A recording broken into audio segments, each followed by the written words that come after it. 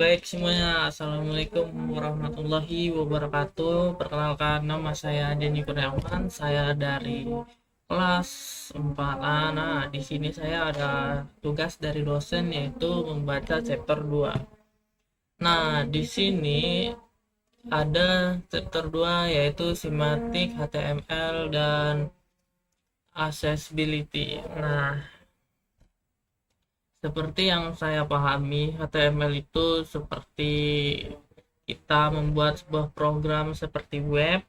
Nah, yang di dalamnya seperti, coba kita tanya ke Mini secara singkat.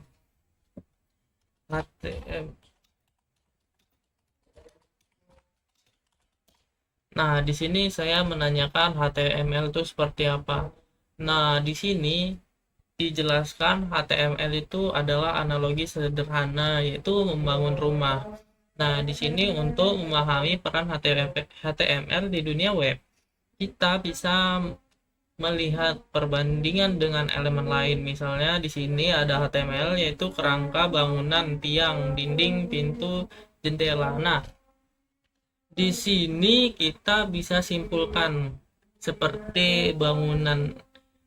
Soalnya HTML ini sepertinya dia adalah sebagai kerangka kalau dalam bangunan. Ya, seperti yang dijelaskan di sini, HTML yaitu kerangka bangunan, tiang, dinding, pintu, jendela. Tanpa ini tidak ada rumah. Nah, di sini seperti HTML ini dia pondasi paling awalnya.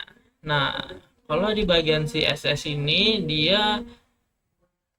ini dia di bagian dalamnya. Misal kita ingin bikin rumahnya udah jadi kerangkanya. Nah, untuk kita menghiasi isi rumah itu, kita harus memberikan cat atau aksesoris lainnya untuk rumah itu biar memperindah. Nah, di sini CSS ini gunanya untuk itu. Nah, ini yang membuat rumah lebih cantik. Nah, lalu si JavaScript ini sistem elektrik dan pipa. Nah, seperti kalau di dalam bangunan itu sekelap lampu dan keran air. Nah, ini membuat rumah berfungsi secara efektif. Nah, di sini ada contoh kode HTML. Nah, di sini HTML pastinya di sini ada awalnya HTML, lalu ini bagian akhirnya harus ditutup dan misal kita ingin membuat isinya. Nah, di sini ada di dalamnya itu ada head, ada body, ada title, ada H1 mungkin, H2, P atau A. Nah, di sini bisa kita masukkan misalnya di sini halaman saya, kalau enggak di sini halo selamat datang, lalu di sini ini adalah paragraf pertama saya di dunia web. Nah, di sini kan Arab itu contoh untuk mengisi paragraf yaitu di sini ada linknya untuk melihat. Di sini ada Google, lalu di sini dengan bacaan klik di sini lalu muncul di Google. Nah, kalau di dalam CSS itu misal kita membuat program yaitu uh, di dalamnya itu kita membuat bacaan, misal halo perkenalkan nama saya Denny Kurniawan. Nah, di situ kita di dalam CSS itu yang saya pahami kita bisa langsung, sabar kita coba cari ya contoh CSS.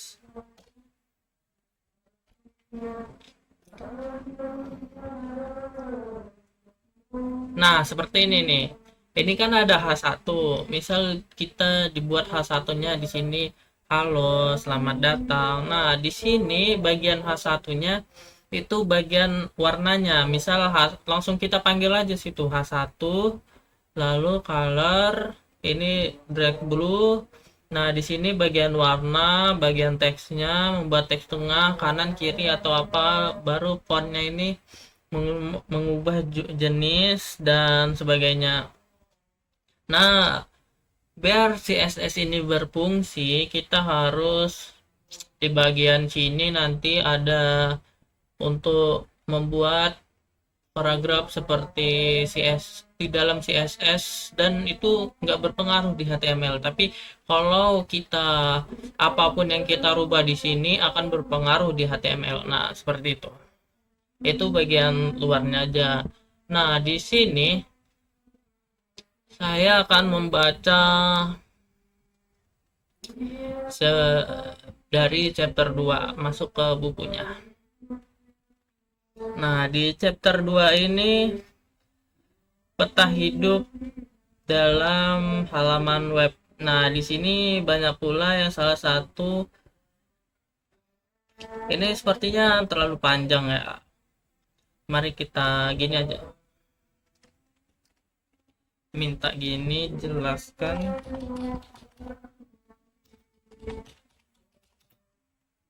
Jelaskan dengan singkat dan mudah dimengerti. Nah, kita tempelkan yang ini sini. Aduh, nggak bisa tempel ya. Kenapa nih? Kita tulis saja di sini DOM peta hidup halaman web.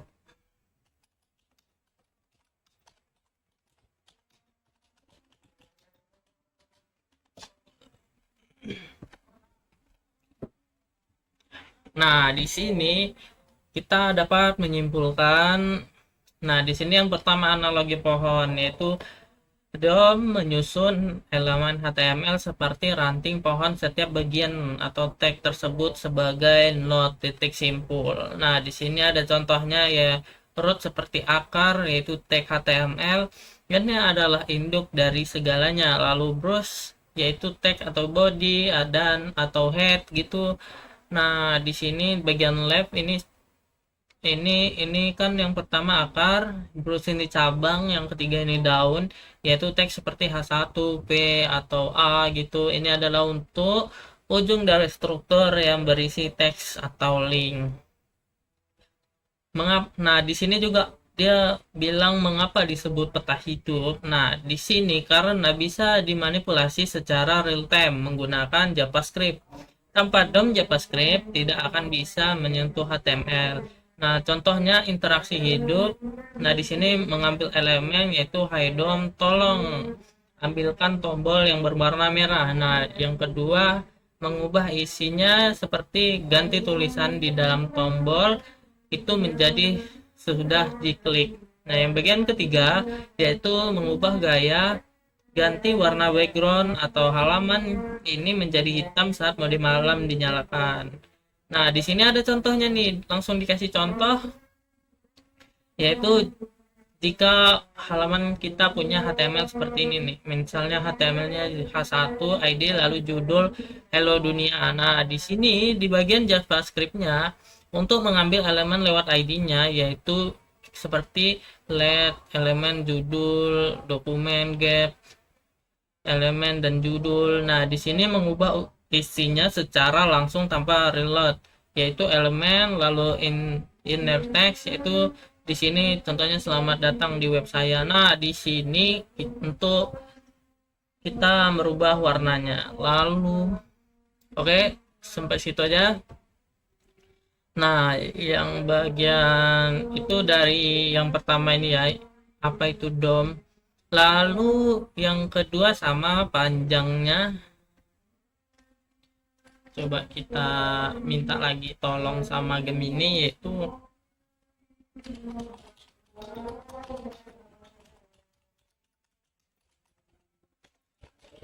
nah, berikan saya ringkasan tentang, aduh nggak bisa di apa ini, semantik elemen, yaitu mengkode dengan makna bukan hanya gaya. Nah, di sini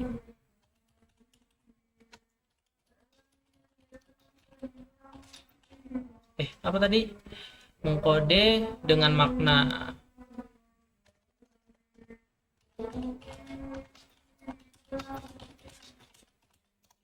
Nah, di sini bukan hanya oke, udah keluar.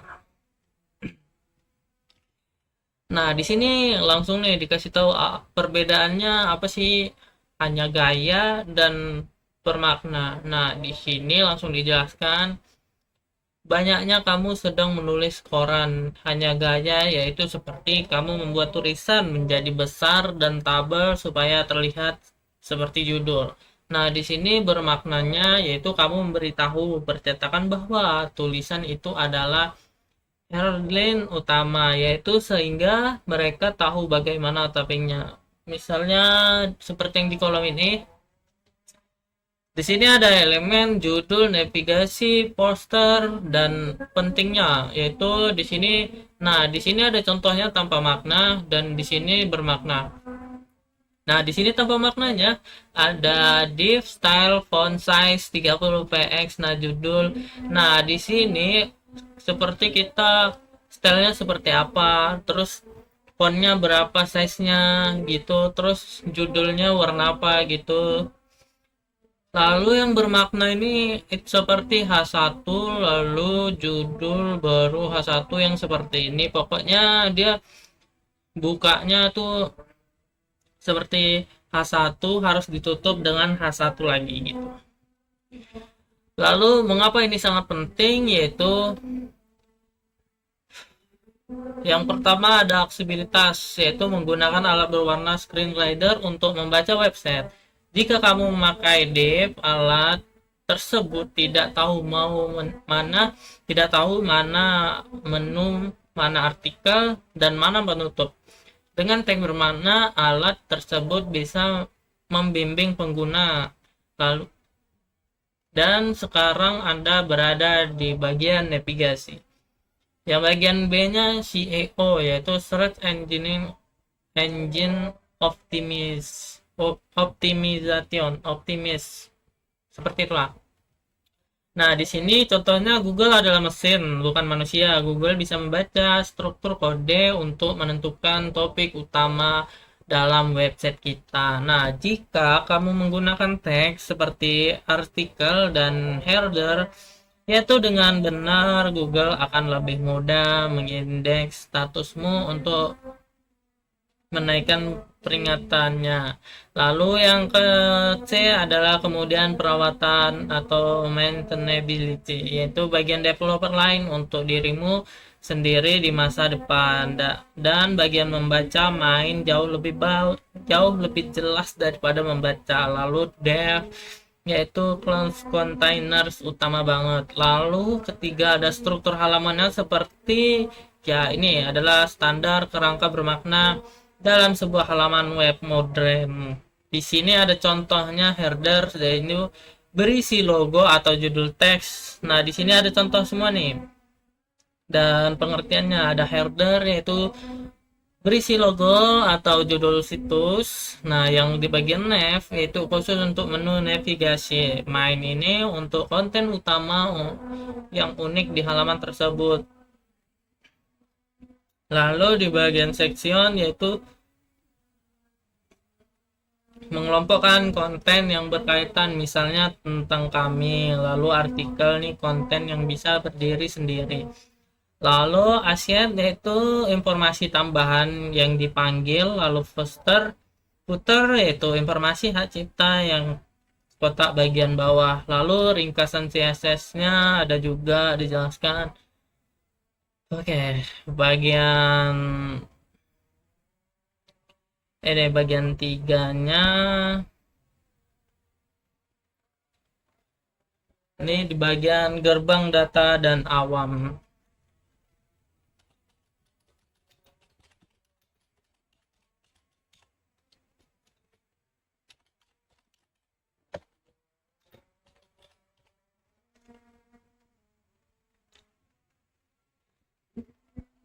Gerbang data dan awan.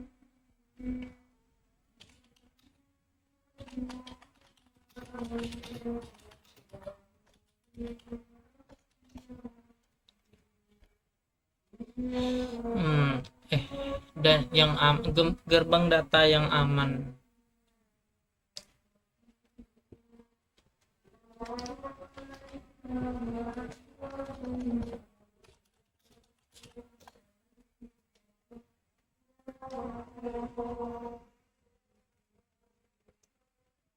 Nah, di sini bagaimana sih cara kerja agar tetap aman? Nah, di sini